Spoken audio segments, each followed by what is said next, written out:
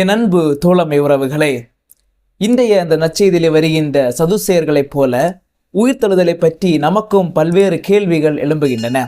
அதாவது, நாம் இறந்த பிறகு, உயிர்த்தெழுந்த பிறகு அந்த விண்ணகத்துக்கு சென்று நம்முடைய பெற்றோர்கள், நம்முடைய உற்றார் உறவினர்கள், நண்பர்கள் அவர்களை உணர்ந்து கொள்ள முடியுமா?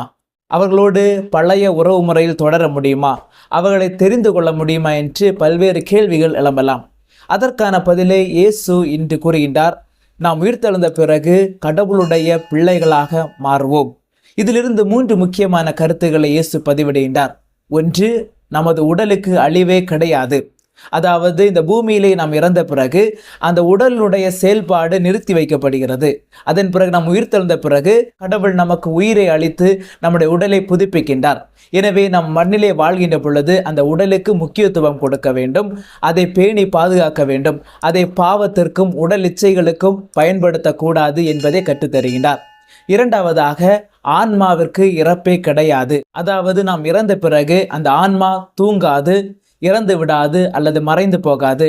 அது ஒரு புதிய நிலைக்கு மாறி உயிர்த்தெழுந்த பிறகு அந்த ஆன்மா கடவுளுடைய ஆற்றலை பெற்று அது நிலையற்ற வாழ்வை அடைகின்றது. மூன்றாவதாக, யார் உண்மையாக இறந்து போவார்கள் என்றால், கல்லறையில் அடக்கம் செய்யப்பட்டவர்கள் இறந்து போனவர்கள் கிடையாது. மாறாக, யாரெல்லாம் ஆன்மீக காரியங்களில் முக்கியத்துவம் இல்லாமல் வாழ்கின்றார்களோ அவர்கள்தான் உண்மையிலே இறந்து போனவர்கள்.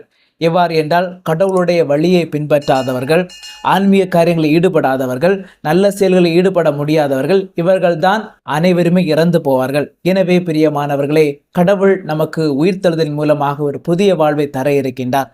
எனவே அந்த வாழ்வை பெற்றுக்கொள்ள வேண்டும் என்றால் நமது உடலை பேணி பாதுகாக்க வேண்டும். அதை உடல் இச்சைகளுக்கும் பாவங்களுக்கும் பயன்படுத்தக்கூடாது.